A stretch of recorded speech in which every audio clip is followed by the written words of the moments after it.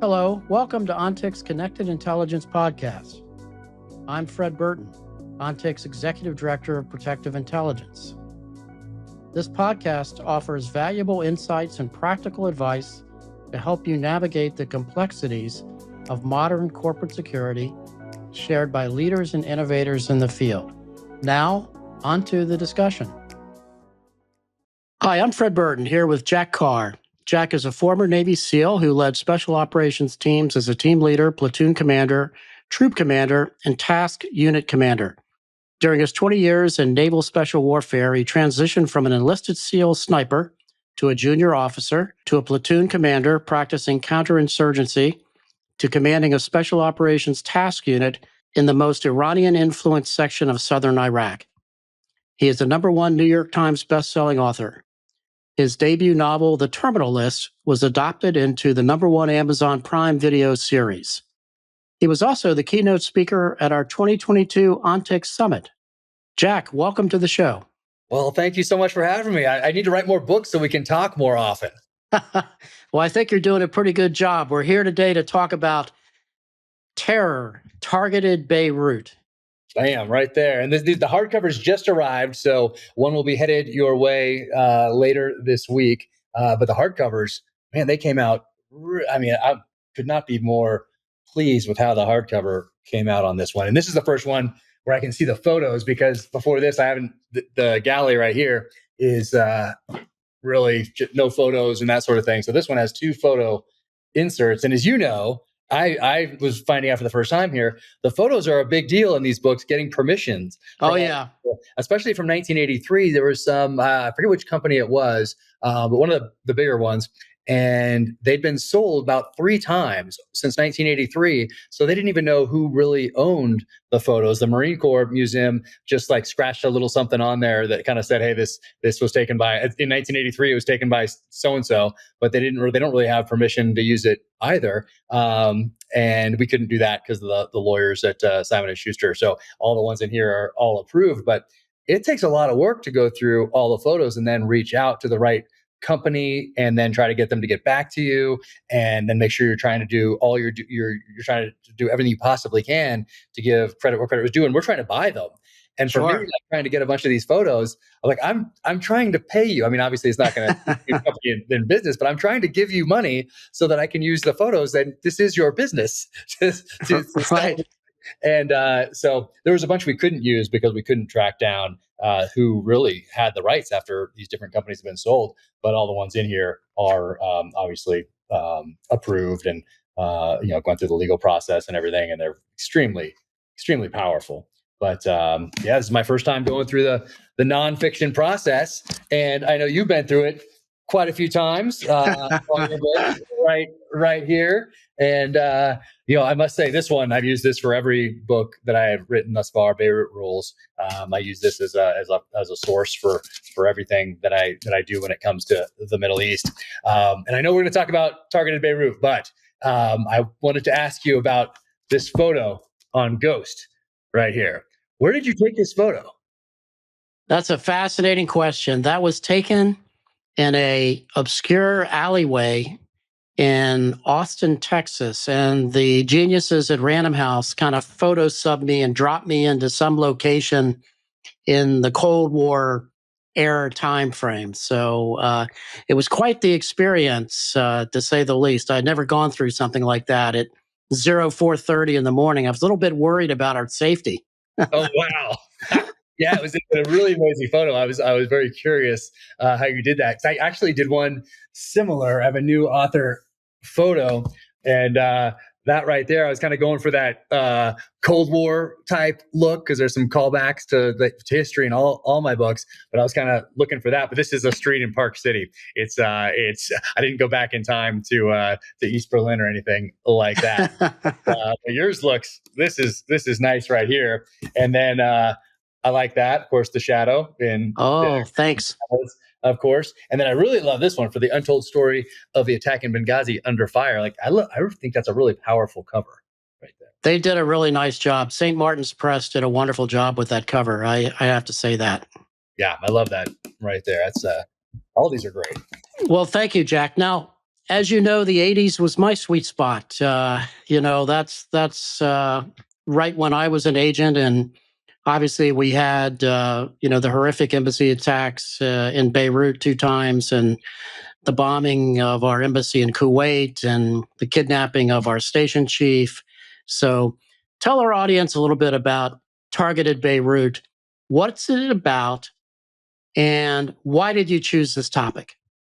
Before I should have ran into the other room right here because I have the Time and Newsweek articles in the other room here that I remember being on our dining room table when I was a kid after this happened. So I was very young at the time, but I already knew that I was going to go into the military. That was in my blood. That was my path. I already knew about SEALs at that point. So my sights were fixated on special operations, and I was reading everything I could possibly find on special operations, terrorism, insurgencies, counterinsurgencies, counterterrorism forces around the world, just anything I could find back in the early 80s. And at that age, you could find the end of the internet. My mom was a librarian, so anything I was interested in, we would go down to the local library and do that research and check out books. And back then, most of the books or articles were on special operations in Vietnam for the most part. There's a few things about Right.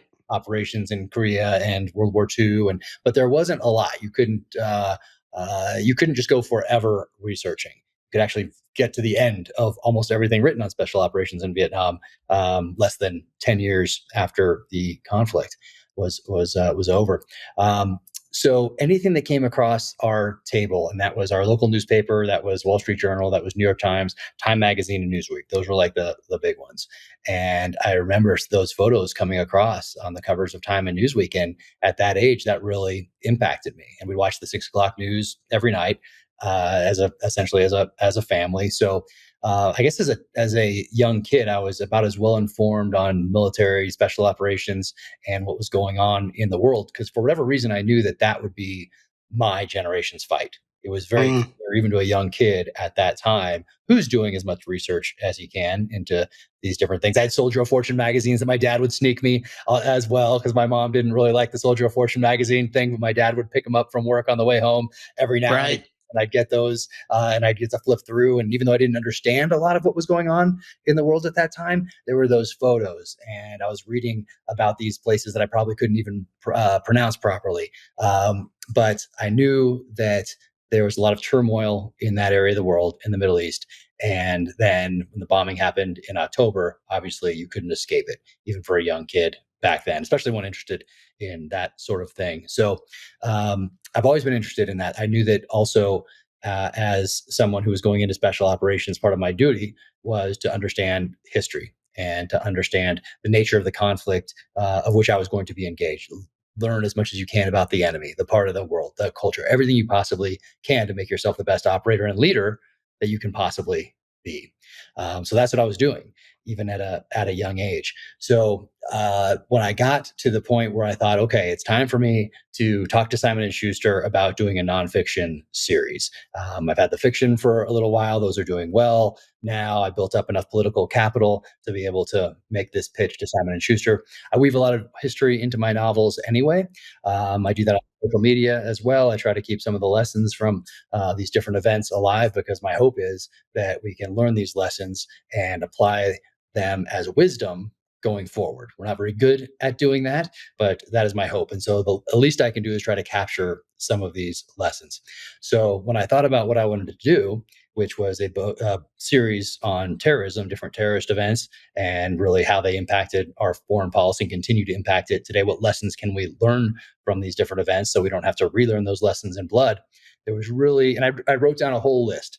And unfortunately, the list is long. There's so many events that one can look into if you're looking into terrorism. And for me, there was really no other choice than to start with Beirut 1983. There are things, yes, that happened beforehand. Of course, there are things that set these events in motion. But when we look at Beirut 1983 and we look at the embassy bombing in April and we look at what happened, and this was eye opening to me when I started doing the research, what happens between April and October of 1983. Because if you just look at it from like a headline perspective and you're vaguely aware of these things that have happened, maybe you're aware that there was an embassy bombing in April, and then you're probably aware that there was something big that happened in the fall in October. If you're someone who's between the ages of, let's say, 40 and 60, somewhere in there, or 40 and up, you're vaguely aware of these different things. But what you're not aware of is what happened between April and October. And for me, that was the biggest eye-opening part of all of this, was that the administration talking points were all around peacekeepers, and we're a peacekeeping force.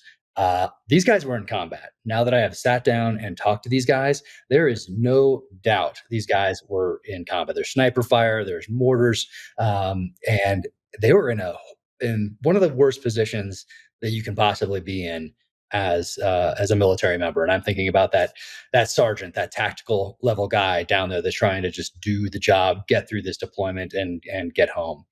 They were put in a tactically disadvantageous position, to speak nothing of the strategic position that they're put in at the time. So it was a very long way of me saying that Beirut 1983 was really the only place to start with this first nonfiction series.